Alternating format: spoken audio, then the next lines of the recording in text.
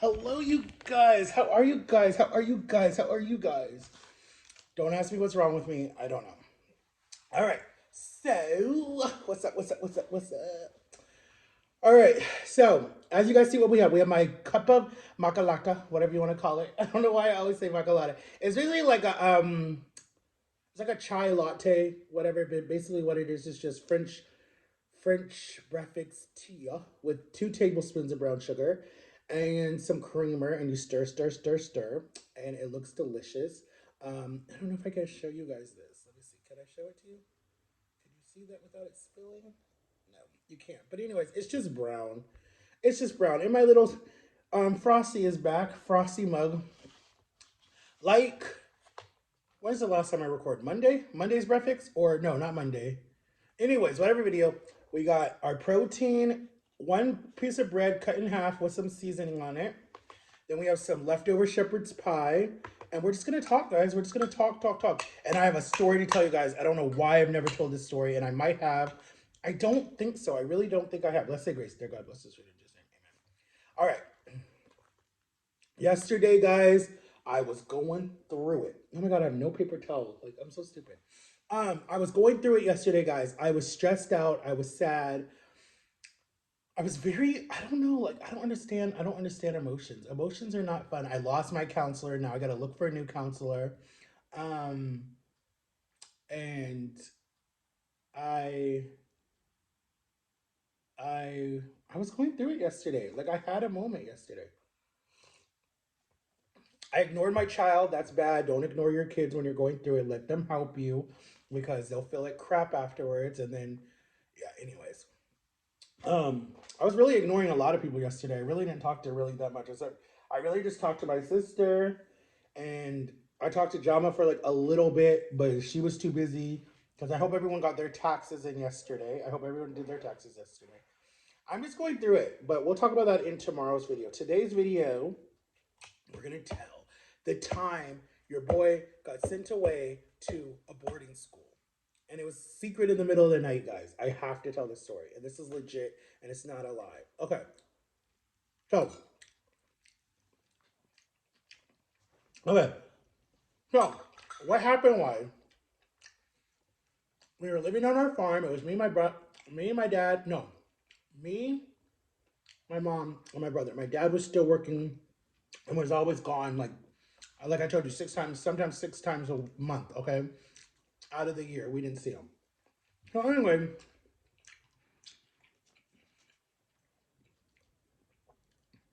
I don't remember what started the argument, but I just remember my brother would do this thing where, and we're good, we're good today, we're good.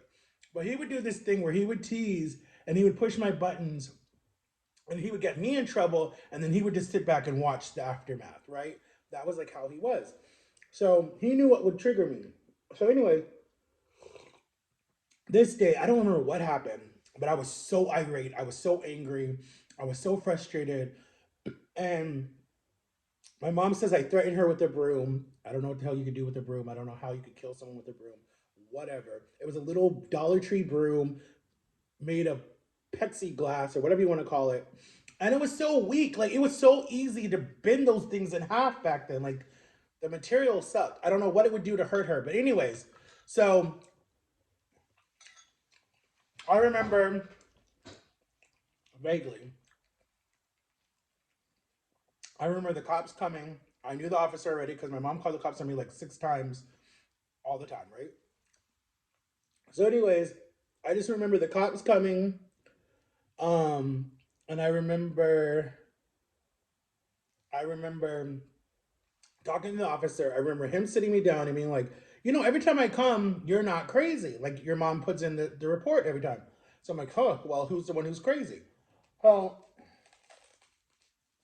um, they were like,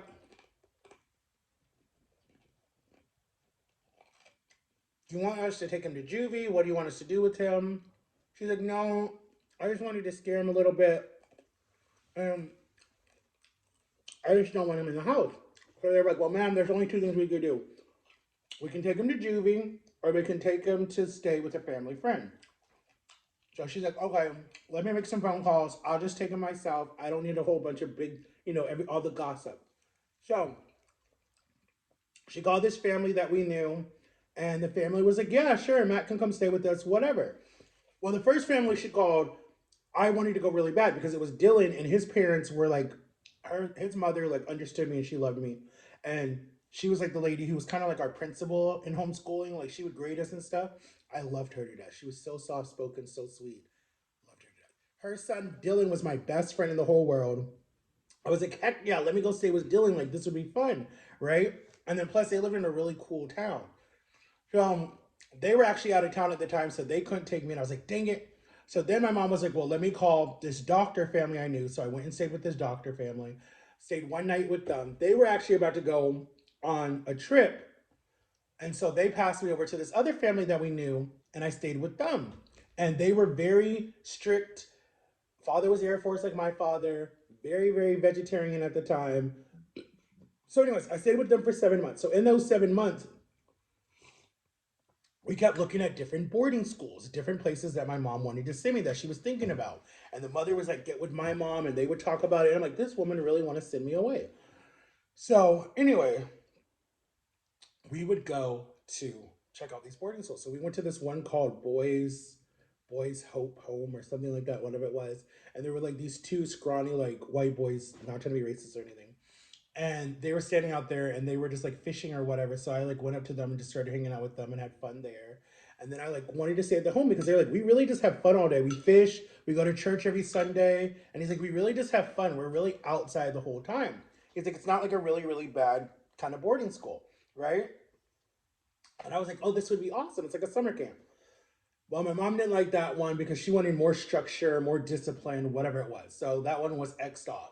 So I remember one night, it was super late at night. It had to be like 1 or 2, and it was actually morning. And I remember taking a shower. I was sleeping downstairs in the basement. They had a guest room in the basement, and the basement was kind of creepy. And I remember I slept in the basement for like the longest time. And I remember I would just look at picture books all night long of like whatever it was, whatever kids' books it was, and just look at different picture books until I fell asleep. And then I'd probably cry myself to sleep, I remember. So, anyways, I remember being I felt like I was kidnapped or whatever it was. I just remember like these two big, strong men that looked like FBI agents. I'm not even kidding. Like coming in the room, getting me, telling me, Mr. Cross, we need you to come with us. And I'm like, why? What happened? Like, I didn't know what was going on. So then they take me upstairs. They take whatever little crap that I had. I didn't have that much. I just had maybe like 5 or 6 different clothes with me. And that was it. We didn't have cell phones back then, okay? Or MP3 players. We had CD players. That was it. So, anyways, they take me. The mom is standing there.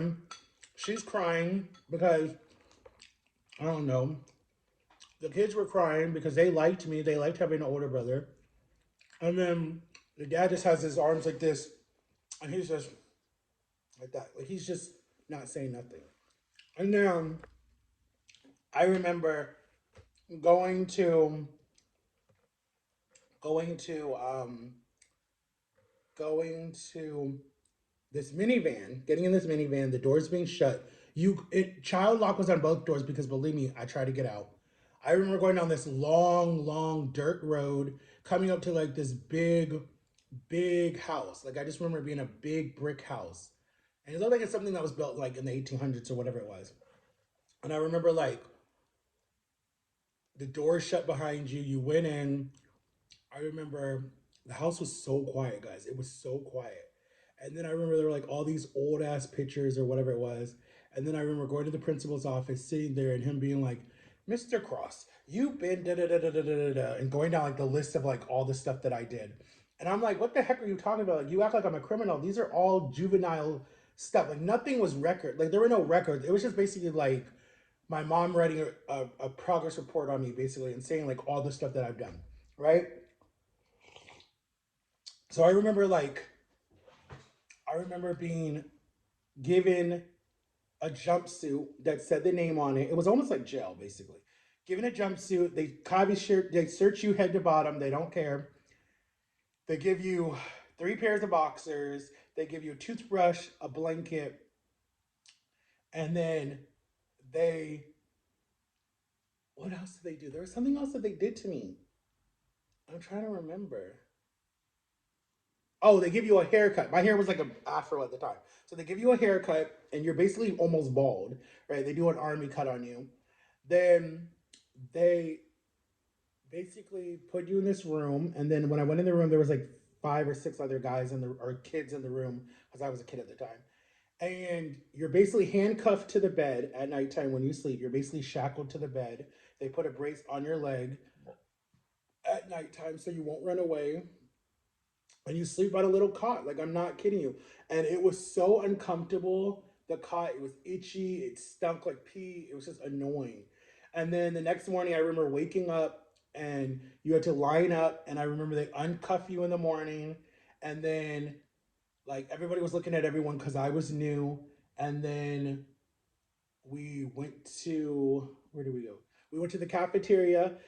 Breakfast was oatmeal and eggs, some nasty ass eggs. You could tell they were frozen. And there's some nasty ass apple juice or something like that. I don't remember. Or orange juice. It was orange juice. Something like that. And then I remember you had to just basically do what they told you. They had archery. I mean, that was cool. They had archery. They had horses. You could ride horses. You had to clean out the stable of your horses. They had, oh, what else did they have? They had something else. They had team buildings. Like, there's this big ass wall, and you have to get every person in your team over, right? So you have to come up with like like you have to come up with things to get your people over the wall, tall off wall. It don't matter if you're scared of heights or nothing. And there's a rope, and you got to climb, and you got to cheer on your person, and they're watching you because they're grading you for all this, right? And then there was a lake we could swim in. I mean, there were different things that were fun, but there were different things that were so evil. Like, you had to go to therapy every single day, literally. And if they didn't like something, they could paddle you. They had this big wooden paddle on the wall that you would get like 4 or 5 licks with that your parents had to sign off and say okay. And I remember I got like 12 one time. I don't remember what I did. I think I talked back. I think that's what it was. And I got 12 licks with the paddle. I remember I was so angry, and it hurt to sit down for like a long time. And you're wearing like these very skimpy little like shorts. So like there's no protection at all. So like I was like, dang dude, like what the hell? Like I was mad. And then some people were like telling me their horror stories and telling me like I've had 20 and I couldn't sit down for a week, and I've had it so bad that it got infested, and then you have to go to the infirmary, and it just like I was like, dude, they're allowed to hit you that bad. And they were like, you're lucky you didn't get put in the hole. Like they had this very dark padded room that like was dark 24 hours, and you just heard everything in the building at nighttime. It was so creepy. And I just was like, nah, I ain't going in that room. And I think that that's when I became claustrophobic, honestly. Um, I was there, guys, for 6 months. 6 months I was in this boarding school. 6 months. And in that 6 months, I know that I learned responsibility, 100%. I know I learned to respect your elders. I know I learned that you're not too old to get a licking. I learned that I learned team building. I learned how to work as a team. That was something I learned. I learned discipline. I learned that I wasn't going to have to be so dependent on my parents for the rest of my life, like the doctors told me for so many years. What else did I learn? I made a lot of good friends. To this day, I don't even know where they are, but like I had the bestest friends in that place. Like our doctor in the place, the counselor guy, he was mad cool. The principal was like really not evil. Like he didn't like to discipline us, but it's like that was his job. That's what he was getting paid for the state. So like after he would hit you and stuff, he would like apologize and be like, "I don't really think that you deserve to get that many hits, but that's what it says in the handbook." And he followed everything by the handbook, like everything.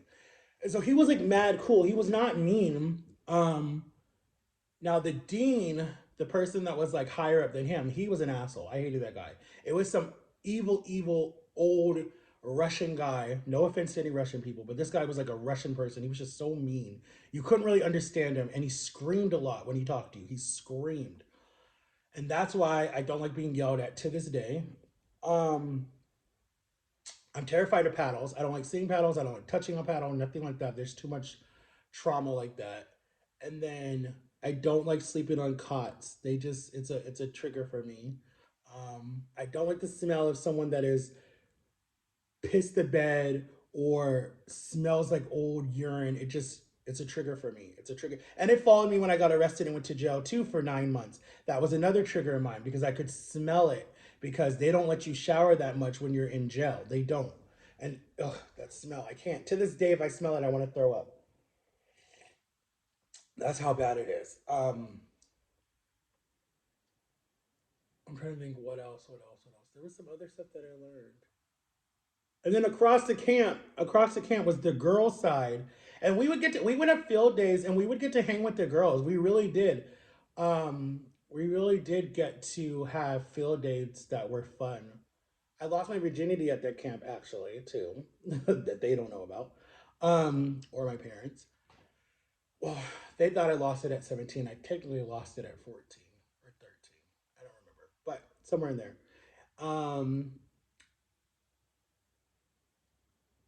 I secretly dated the girl that I lost my virginity to at the camp because we would send, like, it was really cool because the person that like cleaned the rooms and everything cleaned the rooms for the girls camp too.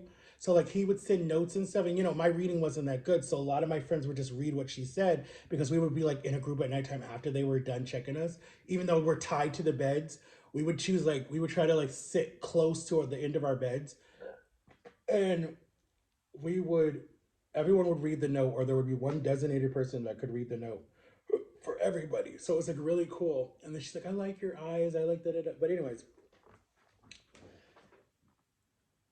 I learned a lot from that camp. And I remember I left exactly. I remember it was 6 months I left, and I left around right before Thanksgiving time. I remember because I spent my birthday there. I think just turned 13. I spent my 13th birthday there. I remember, oh my God, I thought someone was coming to our house. It's our neighbor. She does not need to have that truck because she does not know how to back up good. Um, I remember